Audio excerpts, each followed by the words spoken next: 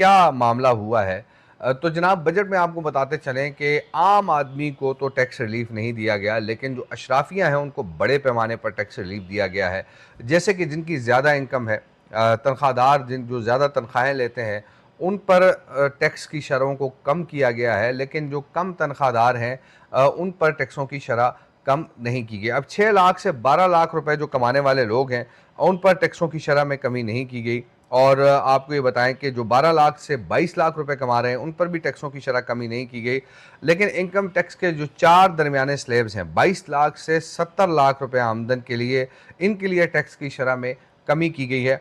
70 लाख रुपए से ज़्यादा सालाना आमदन वाले तबके के लिए टैक्स की शरह 35% बरकरार रखी गई है, और इन पर जो एडिशनल 10% सरचार्ज था वो ख़त्म कर दिया गया है। 22 लाख से 32 लाख रुपए सालाना आमदन पर टैक्स की शरह जो है वो 23% से कम करके 20% करने की तजवीज़ है। 32 लाख से 41 लाख रुपए सालाना टैक्स आमदन पर टैक्स की शरह 35% से कम करके 29% करने की तजवीज़ है।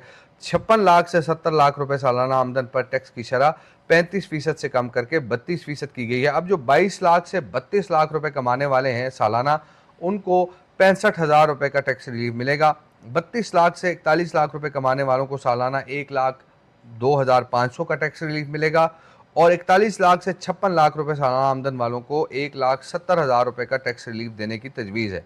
56 लाख से 70 लाख रुपए कमाने वालों को 2,36,000 रुपये टैक्स रिलीफ है, और 70 लाख रुपए से ज़्यादा सालाना आमदन वालों को टैक्स में 2,57,000 रुपये का बड़ा टैक्स रिलीफ देने की तजवीज़ है। और ये भी मैंने आपको बताया कि इस बजट में जो आम आदमी है, यानी जिसने आटा, चीनी, चावल, दालें खरीदनी है, उसके लिए रिलीफ नहीं है।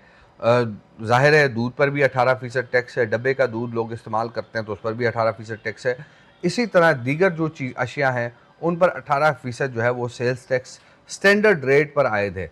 तो हुकूमत को ये चाहिए था कि जो बुनियादी अशियाए ज़रूरियाँ हैं खाने पीने की, उन पर जो है वो टैक्स की शरह को कम किया जा सकता था, लेकिन हुकूमत ने ये काम नहीं किया। हुकूमत ने किनको रिलीफ दिया? हुकूमत ने प्रॉपर्टी सेक्टर को रिलीफ दिया, हुकूमत ने बड़े पैमाने पर कमाई करने वालों को रिलीफ दिया। अब जो सुपर टैक्स है वो हुकूमत ने 15 करोड़ से 50 करोड़ तक के जो कमाने वाले हैं, उनको सुपर टैक्स में जो है वो रिलीफ दिया है। उनका सुपर टैक्स मुकम्मल तौर पर ख़त्म कर दिया गया है। 50 करोड़ से ऊपर जो जिनकी आमदन थी, इससे पहले 10% टैक्स सुपर टैक्स आयद था, उन पर जो है हुकूमत ने क्या किया है कि हुकूमत ने उनको रिलीफ दिया है, और 10% से वो सुपर टैक्स 8% करने की तजवीज़ है।